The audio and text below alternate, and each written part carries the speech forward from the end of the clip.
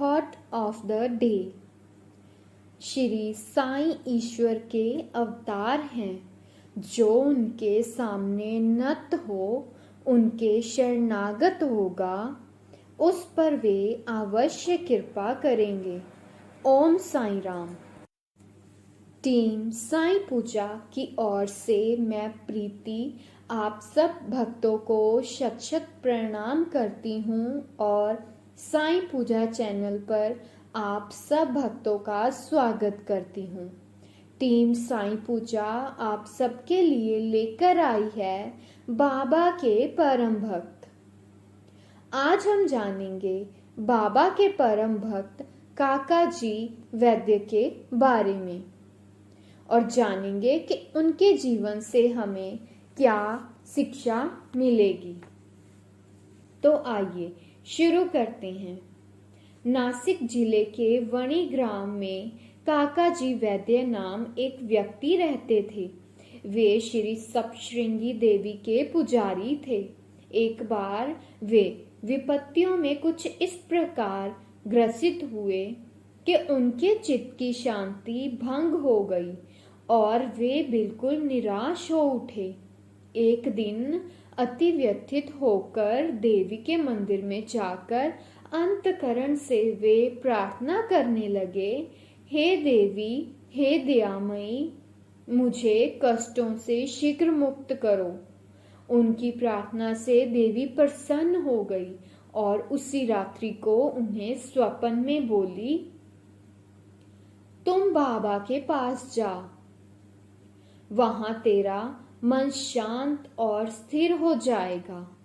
बाबा का परिचय जानने को काका जी बड़े उत्सुक थे, परंतु देवी से प्रश्न करने के पूर्व ही उनकी निद्रा भंग हो गई और वे सोचने लगे कि ऐसे ये कौन से बाबा हैं जिनकी ओर देवी ने मुझे संकेत किया है। कुछ देर सोचने के पश्चात वे इस निष्कर्ष पर पहुंचे कि संभव है कि वे त्रिकम्बेश्वर बाबा शिव ही होंगे। इसलिए वे पवित्र तीर्थ नासिक गए और वहां 10 दिन व्यतीत किए। वे प्रातःकाल उठकर स्नान आदि से निवृत्त हो रुद्र मंत्र का जाप कर साथ ही साथ अभिषेक व अन्य धार्मिक कृत्य भी करने लगे, परंतु उनका मन पूर्ववत ही अशांत बना रहा। तब फिर अपने घर लौटकर वे अति करुण स्वर में देवी की प्रार्थना करने लगे। उस रात्रि में देवी ने उन्हें पूर्ण स्वप्न में दर्शन देकर कहा कि तू व्यर्थ ही त्रिकम्बेश्वर क्यों गया। बाबा से तो मेरा अभिप्राय था शिरडी के श्री साईं समर्थ। अब काका जी के समक्ष मुख्य प्रश्न यह उपस्थित हो गया कि वे कैसे और कब शिरडी जाकर बाबा के श्री दर्शनों का लाभ उठाएंगे। यथार्थ में यदि कोई व्यक्ति किसी संत के दर्शन को आतुर हो तो केवल संत ही नहीं, भगवान भी उसकी इच्छा पूर्ण कर देते हैं। वस्तुतः यदि पूछा जाए तो संत और अनंत एक ही हैं और उनमें कोई भिन्नता नहीं। यदि कोई कहे कि मैं स्वतः ही अमोघ संत के दर्शन को जाऊंगा तो इसे नीरे दम के अतिरिक्त और क्या कहा जा सकता है। संत की इच्छा के विरुद्ध उनके समीप जाकर कौन दर्शन ले सकता है। उनकी सत्ता के बिना वृक्ष का एक पत्ता भी नहीं हिल सकता।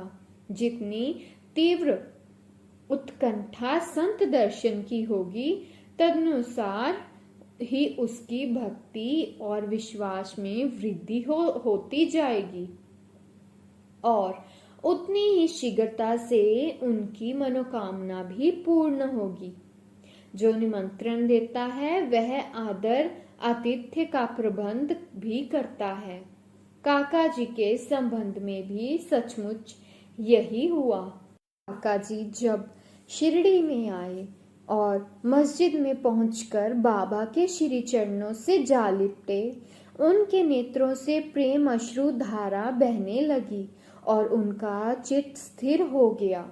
देवी के दृष्टांत अनुसार जैसे ही उन्होंने बाबा के दर्शन किए, उनके मन की अशांति तुरंत ही नष्ट हो गई और वे परम शांति का अनुभव करने लगे। विचार करने लगे कि कैसी अद्भुत शक्ति है कि बिना कोई संभाषण या प्रश्नोत्तर किए अथवा आशीष पाए दर्शन मात्र से ही अपार प्रसन्नता हो रही है। सचमुच में दर्शन का महत्व तो इसे ही कहते हैं। सब चिंताएं और कष्टों को भूलकर वे परम आनंदित हुए। उन्होंने वहां सुखपूर्वक 12 दिन व्यतीत किए और फिर बाबा की आज्ञा, आशीर्वाद तथा उदी प्राप्त कर वे अपने घर लौट आए। ओम साईं राम। तो आज हमें काकाजी वैद्य के जीवन से क्या शिक्षा मिली? हमें यह शिक्षा मिली कि अगर हमारी उत्कंठा बाबा के दर्शनों को बहुत ही तेज होगी, तभी बाबा हमें भी शिरडी बुलाएंगे और हमारी सभी मनोकामनाएं पूर्ण करेंगे। ओम साईं राम। टीम पूजा चैनल से यूं ही जुड़े रहें, क्योंकि कल हम लेकर आएंगे बाबा के एक और परम भक्त के बारे में और जानेंगे कि उनके जीवन से हमें क्या शिक्षा मिलेगी। ओम साईं राम। अनंत कोटि ब्रह्मांड नायक राजाधिराज योगीराज परम ब्रह्म श्री सच्चिदानंद सद्गुरु श्री साईनाथ महाराज की जय। ओम साईं राम। जय साईं राम।